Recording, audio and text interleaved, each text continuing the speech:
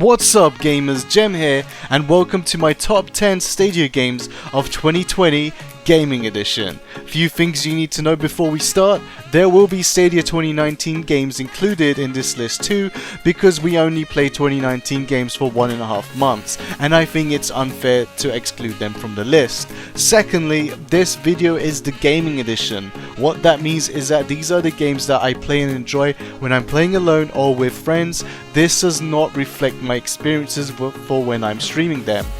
Thirdly, you know this was coming, but it needs to be said because it deserves to be mentioned. If Crash Bandicoot 4 was on Stadia, it would easily be my number 1 on my list without hesitation and no competition. Let me put it this way, I waited over 20 years for this game to become a reality. I had very high expectations, especially after seeing what Vicarious Visions and Beanox has done with the Crash Bandicoot N. Sane Trilogy and Crash Team Racing, which are both masterpieces of a game. Crash Bandicoot 4 was released and I played and finished it in a few days, and it blew my high expectations away. Me waiting over 20 years for this game was worth it, and I can't say that for literally any other game. With all that being said and done, let's begin with my top 10 Stadia game of 2020 Gaming Edition. In number 10, we have Division 2. When this game was launched, it was viewed as the best Stadia port ever made. Visually it looked stunning and it was a real smooth solid 60 FPS of a game. Also it has crossplay with PC. Division 2 ended up being on my list because it was a game that I enjoyed on how solid the Stadia port was, as well as just trying to complete as many missions as possible, and also my favorite parts was the open world. I wanted to take over every camp and base I could, so everywhere would be a friendly territory. I absolutely love games like that. Division 2 scratched my itch for a good third-person shooter with an online experience. While I was going through my open world elements, capturing the bases and turning them into friendly zones, I would also be matchmaking to join instances where you and your squad will go through a linear mission and shoot your way through it, shooting enemies together and collecting more and more loot to upgrade your character. I eventually stopped playing this game once I finished it. There is an endgame, but it's honestly really bad and pointless. I strongly recommend just playing this game from start to finish if this is your type of game. Even though I stopped playing this game, I definitely do not regret playing it. I've enjoyed the main content and story a lot, and that is why it's on my list as number 10. In number 9, we have Doom Eternal. This was the first Doom game I've ever played and everything was new to me. When I launched this game for the first time, the visuals alone completely blew my mind. Everything was stunning and detailed in the 4K mode. As for the game itself, this was one hell of a game, pun intended. Every level on this game takes a very long time, especially when it's the first time doing the level. During my first look, Doom Eternal took me over an hour to complete the first level, but later when I got back into the first level I ended up finishing it in about 20 minutes. Doom Eternal has this awesome weapon to enemy system where every enemy you come across, there is always a specific combo you can do with your weapons in order to defeat them faster. For example, there are these flying eye enemies where you need to switch to your shotgun and then use the alternative trigger mod for your shotgun to switch to your grenade launcher and then time it perfectly when the flying eye enemy opens their mouth to attack, and shoot your grenade launcher into that to stun them and kill them instantly afterwards with your melee. What I just explained was killing one single enemy in Doom Eternal. You are constantly on the move and facing at least 10 enemies at once. You need to keep moving or else you will die real quick. You need to keep track on what is the best way to kill each and every enemy. You need to focus on your health and ammo and make sure you refill them accordingly, because refilling your ammo requires you to use your chainsaw, while refilling your health requires using melee. This game is about making sure you are focusing on a lot of things just to survive and eliminate all your enemies that are thrown to you. Also, another favorite part of mine is the platforming puzzles. This game actually has good platforming and it's in first person. Sometimes I think I'm playing Super Mario in first person with a shotgun.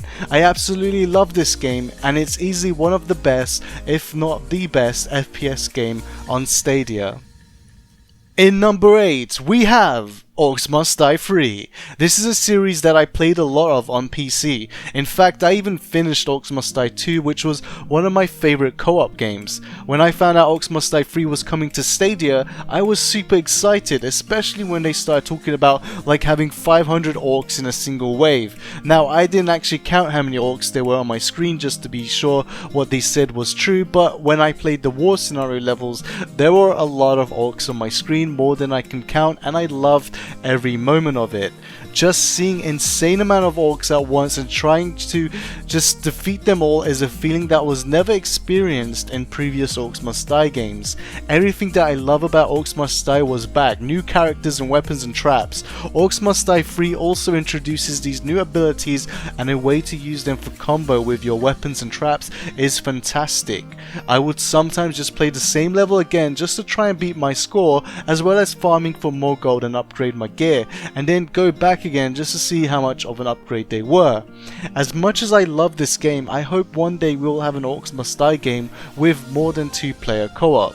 Orcs Must Die 4, anyone? In number 7 we have Dead by Daylight. This is a game where a lot of people were hyped when it was announced. Personally speaking, I wasn't hyped for this game because it didn't look interesting to me at all.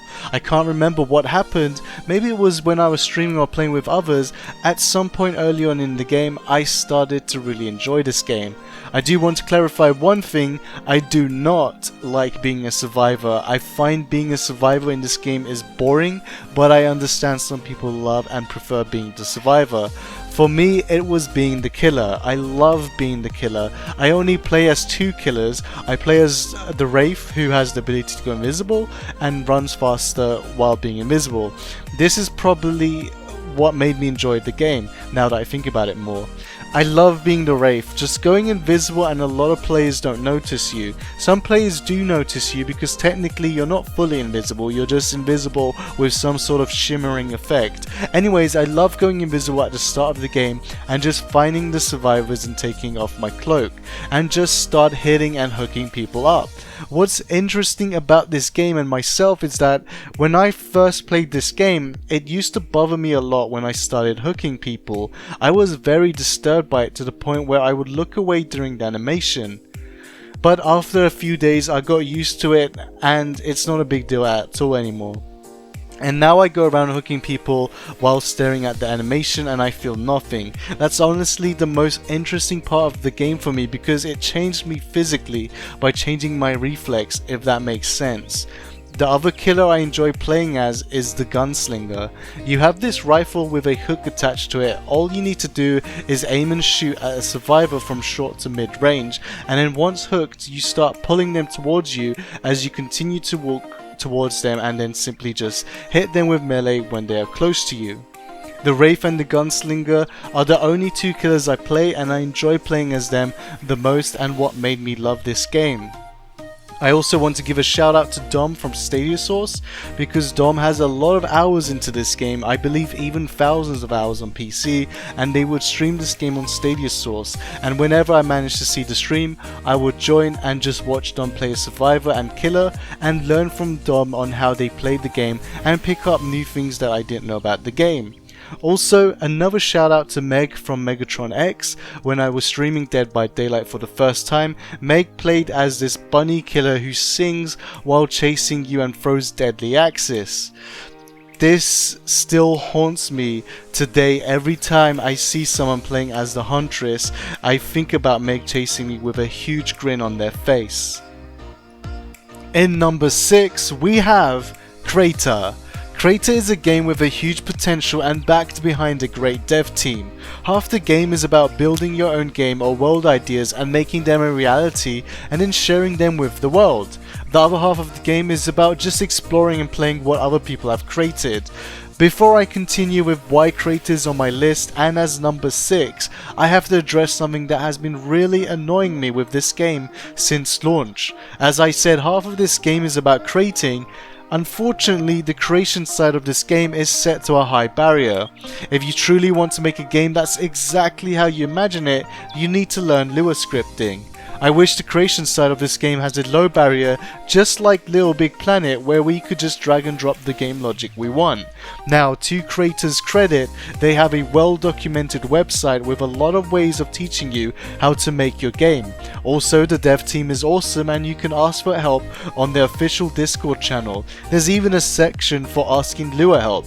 Either a dev or someone from the community will try to help you.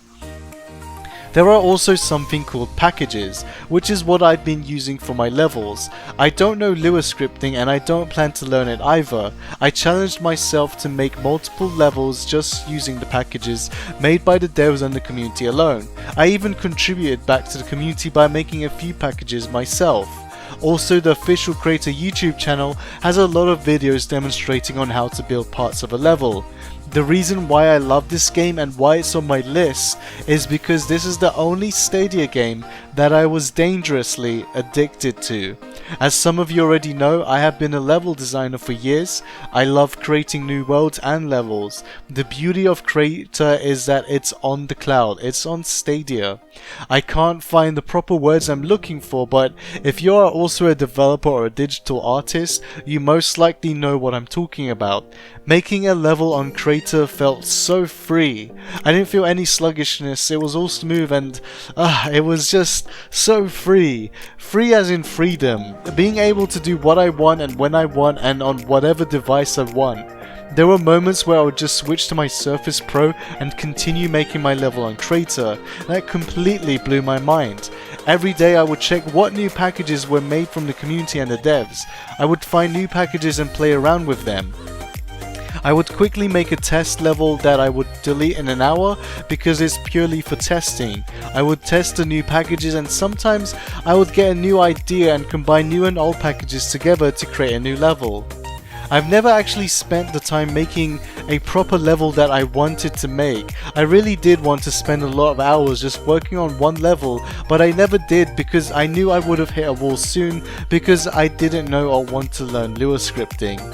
I would just end up making small games, just prototypes of what I imagined and making them and then sharing them to the world. I was so addicted to this game that I spent a lot of hours into this every day and it was the only thing in my mind. I would think about new concepts constantly and log into Creator and within minutes I would work on my concepts.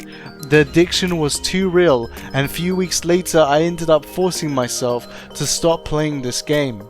One day I really hope this game will have an update to really lower the creation to side barrier so that more and more gamers can create the ideas they want to create.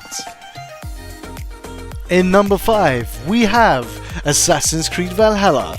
Out of all the modern Assassin's Creed games, which include Origins and Odyssey, Assassin's Creed Valhalla is easily my most favorite game out of the three.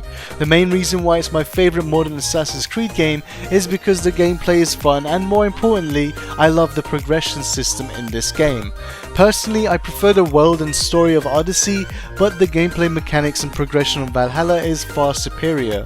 In Valhalla, you unlock new weapons and gears through either purchasing them from the stores in the world or you can find them in treasure chests scattered across the world. You can also gather resources like mining ores or leather to upgrade your gear. This is just perfect and so much better than Odyssey. Valhalla rewards players for exploring the world and making sure you've explored every part of the world that needs to be explored. Each zone of the world has multiple things you need to find, such as new gears, skill points, and random events with the people in the world. Doing random events and activities are really fun. There are funny stories to be told and experienced. Sometimes you'll even end up doing puzzle platform challenges, what you thought would be a simple random event. I don't want to spoil anything, but let's just say England and Norway are not the only worlds you can explore. I love the settlement system because over time you start building and growing your settlement. What started as merely 2 buildings ended up becoming like a whole village. As you progress through the game, you'll notice that there are more and more people joining your settlement. As much as I like the settlement system, I much like raiding even more. You just gather all your Vikings and then get on a boat and row to a zone that can be raided, and you toot the hell out of your horn and then ram into the coast of the raid zone. and start fighting and raiding and looting and burning buildings. It's beautiful and epic. Every raid feels different and never dull. It just makes you want to do it more and more. There are so many activities to do in this game, it is insane. Sometimes I forget I'm even playing an Assassin's Creed game until I get reminded to do some favors for the assassins. Assassin's Creed Valhalla is my main single player game on Stadia. This is the game I come back to when I just feel like playing a single player game. In number 4, we have the Hitman series. Hitman was the game where I brushed it off when it was first announced because I knew it was a stealth game and I hate stealth games, and after playing Hitman, I still hate stealth games. But fortunately, Hitman doesn't force you to stealth to beat the game. I just go in guns blazing, taking out as many enemies as I can.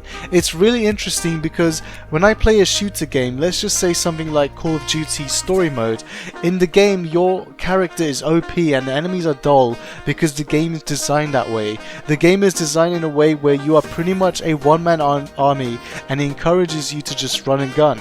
There's nothing wrong with that. That's how these games are designed. But after playing Hitman, the game is designed to be a stealth game, and if you fail to stealth, the game throws everything at you to make sure you die, and I love that. It's been a very long time since I played a shooter game where the game actively tries to make sure you fail your mission. This is what makes me love this game. If you're like me and you go in guns blazing, the game will try to make sure you fail your mission. There will be guards alerted and coming to your direction. You will die in a few hits. You need to make sure you are taking cover and have enough ammunition because trust me, you're going to need it. There's nothing more satisfying than wiping out the entire map in Hitman. In my Call of Duty Story Mode example, enemies are always spawning until you reach the next point of the level. But on Hitman, new enemies do not spawn. When you start the game, every single enemy is already in the map, and it is possible to literally kill everyone in the map and make it completely empty, and I love that. The second most thing I love about this game is that when you start every level, you are just a normal civilian. No one knows you're an agent, no one is after you, you are not a target until you do something suspicious like going into an unrestricted zone or you shoot someone in the head and someone saw you. I love exploring the levels as a civilian and just watching the people interact with each other and interact with the world, and they are always busy doing something. The world of Hitman feels alive, and it's just amazing how you can change the world of Hitman just by pulling out your weapon and simply start shooting everyone.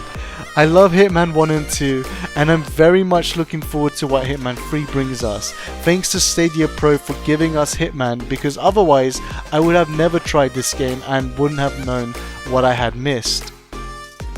In number 3, we have The Crew 2. A lot has changed since I made my first look video. I put in way more hours into this game and I've learned so much more about this game. I didn't even know this game had weekly events until many months later when Eddie just casually mentioned it on their podcast. There are so many different racing types in this game, from street racing to drag racing to motorbike, dirt racing to destruction derby, arena and racing, and to planes and boats. It's not even just planes and boat racing, there are even sub-racing types in those categories too. There are stunt plane challenges that you can do, there are different boat type racing you can do, and there's even a hovercraft racing. If you like arcade racing games, I definitely recommend you try Crew 2, especially if it's on a great discount. The world of Crew 2 is the entire of the United States, and you can fast travel anywhere within about 2 seconds of loading time. You really get to experience the beauty of the game engine as well as the power of Stadia's fast loading times in this game. The open world is also online, so you will end up seeing random people or even your friends in the open world when you're exploring. There are also a lot of vehicles in this game, like a lot. Also, I'm not very much a fan of the progression system in the game because there is a lot of managing to do after every race, especially when you've already maxed out your car. There are a lot of gears to keep selling as junk. In addition to that, even if you max out your vehicle with your gear, every vehicle performs differently, so make sure you choose the correct vehicle. You can also test the vehicles before purchasing them, which is something that a lot of games need. Crew 2 really promotes co-op racing. You can create a crew of up to 4 players and do your own or someone else's races. If you come last but your friend comes first in a race, it still counts as a win for you. The Crew 2 is my most favourite arcade racing game on Stadia, and there's always something new to do every week. In number 2, we have Outcasters. We finally got to play Outcasters for almost a month now, and it's bloody great. There are daily and weekly challenges to do, and you earn coupons. With the coupons you can unlock random Outcaster parts, and by the way, there are a lot of cosmetics to unlock for your Outcaster. Outcasters is what I would define as an easy to play but hard to master game, which are my most favourite types of multiplayer games. Anyone can pick up and play Outcasters, but it requires a bit further practice to start mastering the game. Every curve shot I hit is very satisfying. There is so much going on when you're playing the game. You need to dodge your opponent's shot while trying to hit them at the same time. You can also try to block their shots by hitting their shots. When you shoot with your controller, you have direct control over your shot for a little while in terms of how much you're allowed to curve the shot before you are no longer able to do so. After a few hours of gameplay, you will start to experience and feel the curve shot limitations and use them wisely to defeat your enemies. This is the part where I mentioned that it is hard to master. For example, what I mean is that when I first played this game, I would just shoot and use the right stick to aim where I want the curve shot to go. Most of the times I would run out of what I call curve energy.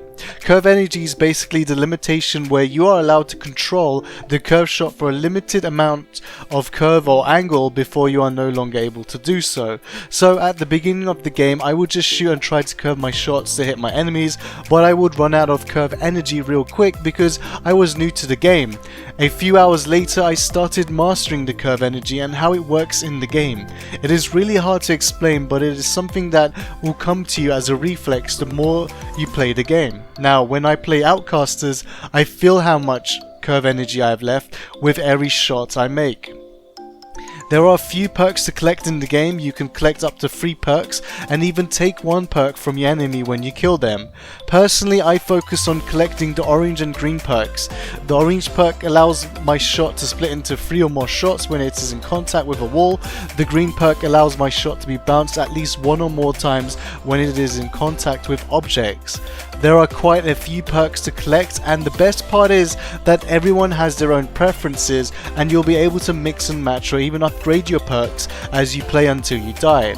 This game, as defined by the community and by myself, it makes you constantly say, one more game. I play Outcasters almost every day and I get upset when I finish the daily challenges real quick because I want to keep unlocking new parts as I play, and I look forward to the next day to play even more Outcasters. I can't wait to see what the dev team will bring us with future updates to this game. Personally, I'm hoping we will get a battle pass system in the game.